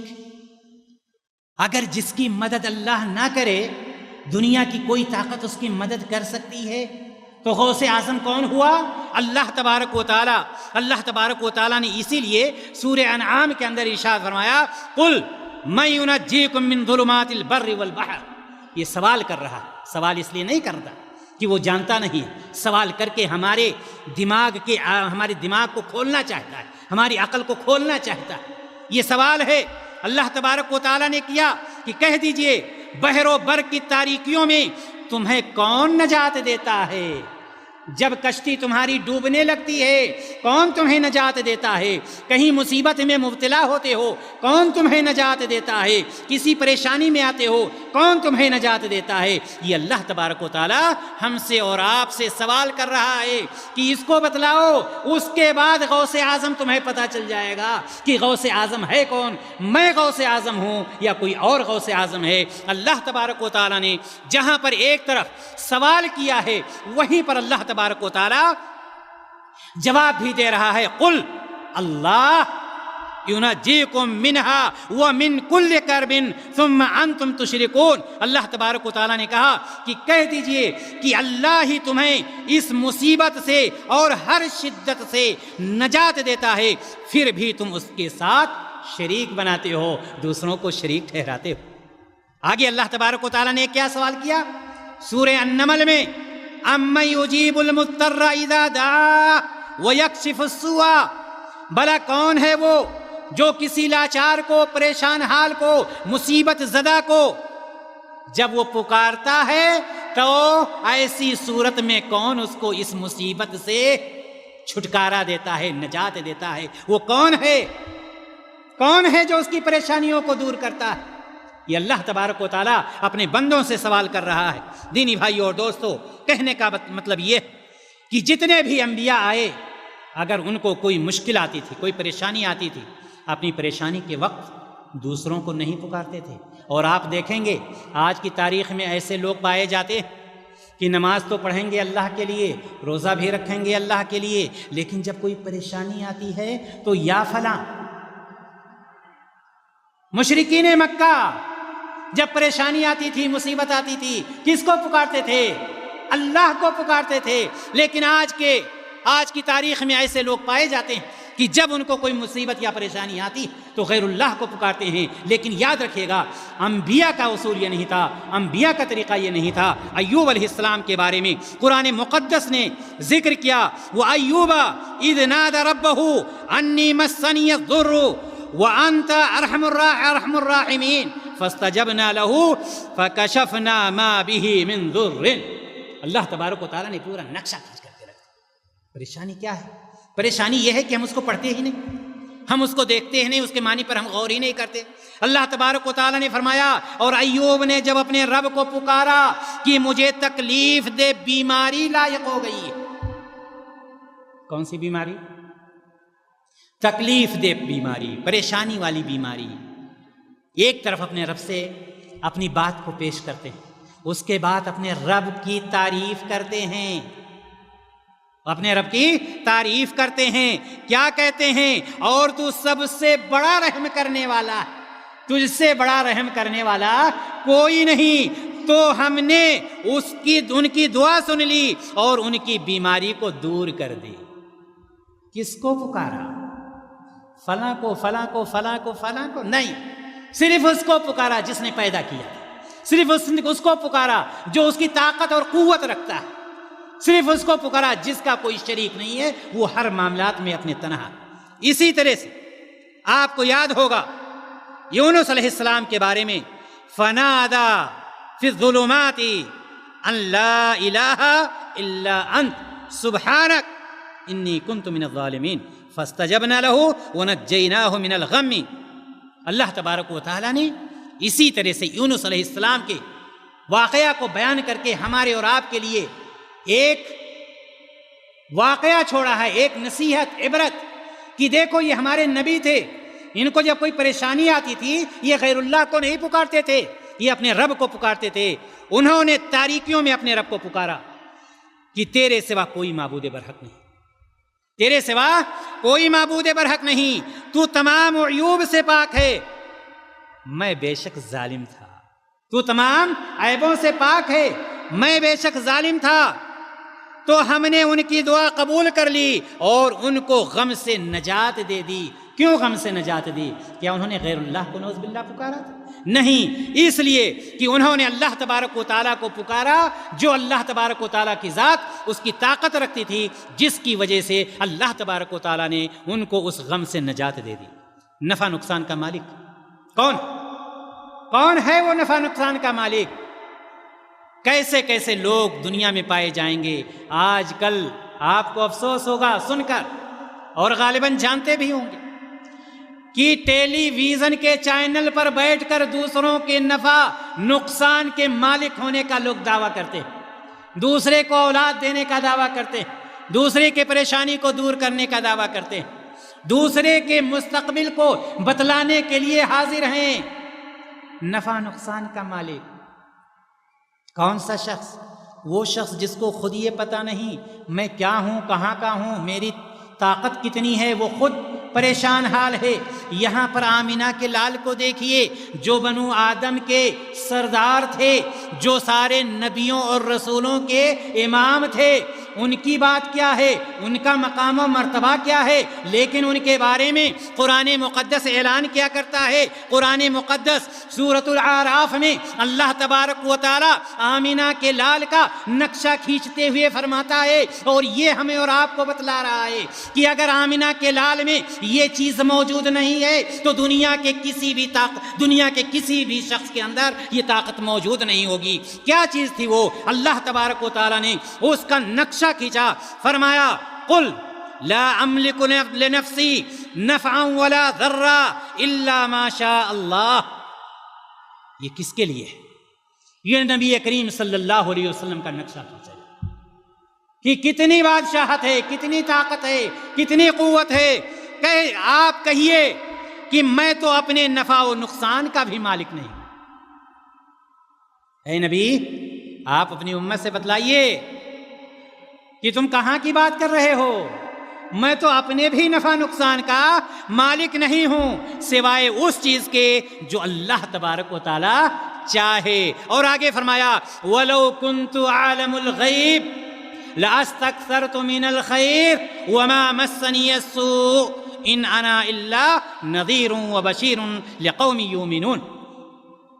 نبی کریم صلی اللہ علیہ وسلم کے بارے میں یہ بھی آ گیا، ان لوگوں کے بارے میں جو نبی کریم صلی اللہ علیہ وسلم کے بارے میں غلط عقیدہ رکھتے ہیں کہ آپ علم غیب جانتے ہیں، آپ فلاں جانتے ہیں۔ قرآن مقدس اعلان کر رہا ہے کہ جب نبی کریم صلی اللہ علیہ وسلم کے بارے میں یہ بتلا دیا گیا کہ اے نبی آپ بتلا دیجئے کہ میں نفع نقصان کا مالک، تمہارے لیے تو چھوڑ دو، میں اپنے بھی نفع نقصان کا مالک نہیں ہوں سوائے اس کے جو اللہ تبارک و تعالی چاہے، اور میرے پاس غیب کا علم اگر میرے پاس لو کنت عالم الغیب، اگر میرے پاس علم کا غیب ہوتا تو بہت ساری بھلائیاں اکٹھی کر لیتا اور مجھے کوئی تکلیف نہیں پہنچتی۔ میں تو صرف ڈرانے والا اور خوشخبری دینے والا ہوں، اور ان لوگوں کے لیے جو ایمان لائے ہیں، مومنوں کے لیے خوشخبری دینے والا، ڈرانے والا ہوں۔ میرے بھائی اور دوست، اس آیت کریمہ پر آپ غور کریں کہ نبی کریم صلی اللہ علیہ وسلم کی ذات جو بنو آدم جتنے بھی گزرے ہیں سب کے سردار، اور جتنے نبی اور رسول گزرے ہیں سب کے امام ہیں، اور ان کے بارے میں قرآن یہ اعلان کر رہا ہے کہ وہ نفع نقصان کے مالک نہیں تھے، تو دوسرا کوئی نفع نقصان کا مالک کیسے ہو سکتا ہے؟ دینی بھائی اور دوستو، اور اسی مفہوم کو واضح کرنے کے لیے، اسی مفہوم کو لوگوں کے ذہن و دماغ میں بٹھانے کے لیے نبی کریم صلی اللہ علیہ وسلم نے اپنے خاندان کے بڑے بڑے لوگوں کو جمع کر کے اعلان کیا کہ تم اپنے آپ کو جہنم سے خود ہی بچاؤ، میں تمہارے کسی کام نہیں آؤں گا۔ ابو ہریرہ رضی اللہ تعالی عنہ کی روایت فرماتے ہیں کہ آپ صلی اللہ علیہ وسلم نے اس وقت جس وقت یہ آیت نازل ہوئی، وَأَنذِرْ عَشِيرَتَكَ الْأَقْرَبِينَ، جس وقت یہ آیت نازل ہوئی، اس کو بلایا، وہ اکٹھے ہو گئے، تمام عام و خاص کو مخاطب کیا۔ آپ صلی اللہ علیہ وسلم نے فرمایا اے کعب بن لوی کی اولاد، تم اپنے آپ کو جہنم سے خود ہی بچاؤ۔ اے مرہ بن کعب کی اولاد، تم اپنے آپ کو جہنم سے خود ہی بچاؤ۔ اے عبد شمس کی اولاد، تم اپنے آپ کو جہنم سے خود ہی بچاؤ۔ اے عبد مناف کی اولاد، تم اپنے آپ کو جہنم سے خود ہی بچاؤ۔ اے ہاشم کی اولاد، تم اپنے آپ کو جہنم سے خود بچاؤ۔ اے عبد المطلب کی اولاد، تم اپنے آپ کو جہنم سے خود بچاؤ۔ اور اے فاطمہ بنت محمد، تم بھی اپنے آپ کو جہنم سے خود ہی بچاؤ۔ کون؟ فاطمہ. سب کو مخاطب کیا، یہ نہیں کہ غیروں کو لے لیا، اپنوں کو کہا کہ تمہارے لیے میں کافی ہوں. فاطمہ کو بھی نہیں چھوڑا، سارے لوگوں کو مخاطب کر کے فرمایا کہ کیونکہ میں تمہارے لیے اللہ سے کسی بھی چیز کا مالک نہیں ہوں، ہاں تمہارے لیے رشتہ داری کا حق ہے جسے میں ادا کروں گا. یہ مسلم شریف کی روایت ہے. دینی بھائیو اور دوستو، کہنے کا مطلب یہ کہ اللہ تبارک و تعالی جب وہی خالق ہے، مالک ہے، تو یہ عقیدہ بھی ضروری ہے کہ وہی معبود برحق بھی ہے، یعنی عبادت کا مستحق بھی وہی ہے، کوئی دوسرا عبادت کا مستحق نہیں ہے. جب وہی خالق و مالک ہے تو یہ بھی یاد رکھیے کہ وہی غوث اعظم بھی ہے، وہی حاجت روا بھی ہے، وہی مشکل کشا بھی ہے، نفع نقصان کا مالک بھی وہی ہے. ہم سورہ فاتحہ جب پڑھتے ہیں تب کیا کہتے ہیں؟ ایاک نعبد و ایاک نستعین. اے اللہ ہم تیری ہی عبادت کرتے ہیں. کہتے نہیں کہتے؟ اے اللہ ہم تیری ہی عبادت کرتے ہیں، وَإِيَّاكَ نَسْتَعِينُ، اور تجھ سے ہی مدد طلب کرتے ہیں. یہاں عبادت کے لیے تلاوت بھی کرتے ہیں، یہاں پر مدد کے لیے تلاوت بھی کرتے ہیں، لیکن جب ان ساری چیزوں کی ضرورت پڑتی ہے تو ہم دوسری جگہ پر پہنچ جاتے ہیں. دینی بھائیو اور دوستو، اختصار کے ساتھ اسماء و صفات، چند منٹ بس بات ختم. اسماء اور صفات، اس میں توحید کی 3 قسمیں آپ کو بتلائی گئیں: توحید ربوبیت، توحید الوہیت اور توحید اسماء اور صفات. آئیے اسماء اور صفات کو جان کر کے اور اپنی بات کو ہم ختم کر دیتے ہیں. توحید اسماء اور صفات، جس طرح سے اللہ تبارک و تعالی پیدا کرنے میں، مارنے میں، روزی دینے میں یکتا ہے، تنہا ہے، جس طرح سے اللہ تبارک و تعالی ساری عبادتوں میں تنہا ہے، اسی طرح سے اللہ تبارک و تعالی اسماء اور صفات میں بھی یکتا ہے، تنہا ہے، منفرد ہے، کوئی اس کا شریک نہیں ہے. اس میں یکتا مانے جو اللہ تبارک و تعالیٰ نے اپنے لیے ذکر کیا ہے یا رسول اللہ صلی اللہ علیہ وسلم نے ذکر کیے ہیں، ہم ان سب کو مخلوقات سے تشبیہ دیے بغیر تسلیم کر لیں. اللہ تبارک و تعالیٰ قرآن مقدس میں ارشاد فرماتا ہے وَلِلَّهِ الْأَسْمَاءُ الْحُسْنَى فَادْعُوهُ بِهَا. سورہ اعراف کی آیت ہے. اللہ تبارک و تعالیٰ نے ارشاد فرمایا اور اچھے اچھے نام اللہ کے لیے ہی ہیں، فَادْعُوهُ بِهَا، لہذا تم ان ناموں سے ہی اللہ کو موسوم کیا کرو. صفات، اللہ تبارک و تعالیٰ نے فرمایا لَيْسَ كَمِثْلِهِ شَيْءٌ وَهُوَ السَّمِيعُ الْبَصِيرُ. اس جیسی کوئی چیز نہیں، وہ خوب سننے والا اور خوب دیکھنے والا. صفات کا مطلب، اسماء جانتے ہیں آپ، اللہ تبارک و تعالیٰ کے بے شمار نام. یاد رکھیے گا، یہ نہ سمجھیے گا کہ اللہ تبارک و تعالیٰ کے صرف 99 ہی نام ہیں. یہ بھی جان لیجئے کہ وہ حدیث صحیح ہے، اس میں کوئی شک نہیں کہ اللہ تبارک و تعالیٰ کے 99 نام ہیں. جس نے ان کو یاد کیا، شمار کیا، وہ جنت میں داخل ہوگا، وہ صحیح ہے. لیکن یہ نہ یاد رکھیں، یہ نہ سمجھیں کہ اس حدیث کی روشنی میں صرف 99 ہی نام، بلکہ اللہ تبارک و تعالیٰ کے بے شمار نام ہیں جس کو اللہ تعالیٰ ہی جانتا ہے، کوئی نہیں جانتا. یہاں پر صفات کی بات میں بتلانے جا رہا تھا اور اپنی بات کو ختم کر دوں یہیں پر. صفت جیسے دیکھنا اور سننا، وَهُوَ السَّمِيعُ الْبَصِيرُ. اللہ تعالیٰ سننے والا ہے اور دیکھنے والا ہے. یہ صفت ہے یا نہیں صفت ہے؟ ظاہر سی بات ہے، یہ صفت ہے. اللہ تبارک و تعالیٰ دیکھتا ہے اور سنتا ہے، اور ہم اور آپ بھی دیکھتے ہیں اور سنتے ہیں. یہ بھی دیکھنا ہی مراد ہے. لیکن کیا بتلایا گیا؟ اللہ تعالیٰ کو صفات میں یکتا مانا جائے، منفرد مانا جائے، تنہا مانا جائے. مطلب کیا ہے؟ مطلب یہ ہے کہ دیکھتے ہم بھی ہیں، دیکھتا اللہ تعالیٰ بھی ہے، لیکن اللہ تعالیٰ کا دیکھنا اس کے شان کے جو لائق ہے اس کے حساب سے وہ دیکھتا ہے. ہمارا آپ کا دیکھنا یہ ہے کہ ہم اس دیوار کے پیچھے نہیں دیکھ رہے ہیں، ہم اس دیوار کے پیچھے نہیں دیکھ رہے ہیں، لیکن اللہ تبارک و تعالیٰ ہر جگہ دیکھتا ہے، ہر جگہ سنتا ہے. سننے کی جہاں تک بات ہے، سمیع، سننا ہمارا بھی ہے اور آپ کا بھی. دیکھیں، چھوٹی سی محفل ہے، اوپر عورتیں ہیں، آپ کی جماعت ہے، لیکن ہم اپنی آواز کو آپ تک نہیں پہنچا سکتے. کیوں؟ اس لیے کہ ہماری آواز آپ سن نہیں پائیں گے، سننے کے لیے اس کا استعمال کیا گیا، تب آپ سن پا رہے ہیں۔ اللہ تبارک و تعالیٰ کے لیے کسی چیز کی ضرورت نہیں ہے کہ ہم اس کو سنائیں، جب ہماری آواز پہنچے گی اسپیکر کے ذریعے تب وہ سنے گا، نہیں، اس کے سننے میں ہمارے سننے میں یہی فرق، دونوں چیزیں ایک ہیں، لیکن یاد رکھیے گا اللہ تعالیٰ کا سننا کچھ اور ہے۔ اسی طرح سے قدرت رکھنا، علم رکھنا، یہ ساری چیزیں کیا ہیں؟ اللہ تبارک و تعالیٰ کی صفات میں سے ہیں، وہ اس میں تنہا ہے، منفرد ہے، اس کا کوئی شریک نہیں ہے۔ اگرچہ ہم بھی سنتے ہیں، آپ بھی سنتے ہیں، ہم بھی دیکھتے ہیں، آپ بھی دیکھتے ہیں، لیکن ویسے نہیں کہ اللہ تبارک و تعالیٰ جہاں تک دیکھتا ہے سنتا ہے۔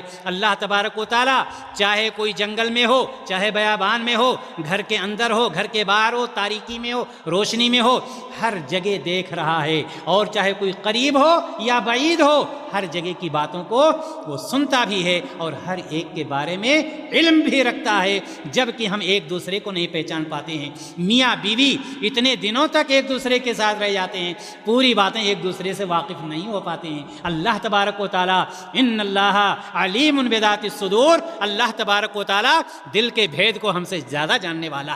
دینی بھائیوں اور دوستو، کہنے کا مطلب یہ ہے کہ توحید میرے بھائیوں اور دوستو وہ چیز ہے کہ ہم توحید ہی کو اپنا کر اپنے آپ کو جہنم سے بچا سکتے ہیں اور اپنے آپ کو جنت کا مستحق بنا سکتے ہیں۔ اس لیے 3 چیزوں کو اپنے ذہن و دماغ میں بٹھا لیں۔ پہلی چیز جو توحید کا پہلا فائدہ ہے وہ یہ ہے کہ توحید جنت میں داخلہ کے لیے ذریعہ ہے اور جہنم سے چھٹکارا اور نجات کا سبب ہے۔ توحید، صحیح توحید، عقیدہ توحید جنت میں داخلہ کے لیے ذریعہ اور جہنم سے چھٹکارا اور نجات کا سبب۔ دوسری بات یہ ہے کہ توحید عمل کے قبول ہونے کے لیے پایا جانا شرط۔ توحید نہیں ہے، آپ نماز پڑھ رہے ہیں، نماز قبول نہیں ہو۔ توحید نہیں ہے، حج کر رہے ہیں، حج قبول نہیں ہو۔ توحید نہیں ہے، صدقہ و خیرات کر رہے ہیں، صدقہ و خیرات قبول نہیں ہوگا۔ لہٰذا یہ یاد رکھیں کہ توحید کا پایا جانا عمل کے قبول ہونے کے لیے بالکل شرط۔ اور تیسری اور آخری چیز، توحید کے ذریعے سے انسان کے اندر جو خطائیں ہوتی ہیں، جو برائیاں ہوتی ہیں، وہ ختم ہو جاتی ہے۔ یعنی توحید خطاؤں کو مٹاتی ہے اور برائیوں کو دور کر دیتی ہے۔ اللہ تبارک و تعالیٰ سے دعا ہے الہ العالمین ہم تمام لوگوں کو توحید والا بنائے، موحد بنائے اور توحید کو عام کرنے والا اور پھیلانے والا بنائے۔ الہ العالمین اگر ماضی میں کوئی غلطی ہو گئی ہو تو اسے بخش دے، تو غفور الرحیم ہے، تو ہی بخشنے والا ہے، تیرے علاوہ کوئی بخشنے والا نہیں۔ دینی بھائیو اور دوستو، اسی پر میں اپنی بات کو ختم کرتا ہوں اس دعا کے ساتھ کہ اللہ تبارک و تعالی ہم سب کو پھر دوبارہ یہاں پر دین کی باتوں کو سننے کے لیے اور سمجھنے کے لیے اور ان کو عام کرنے کے لیے پھر دوبارہ توفیق دے۔ انشاءاللہ تعالی آگے چل کر بھی ہمارے پروگرام ہوتے رہیں گے۔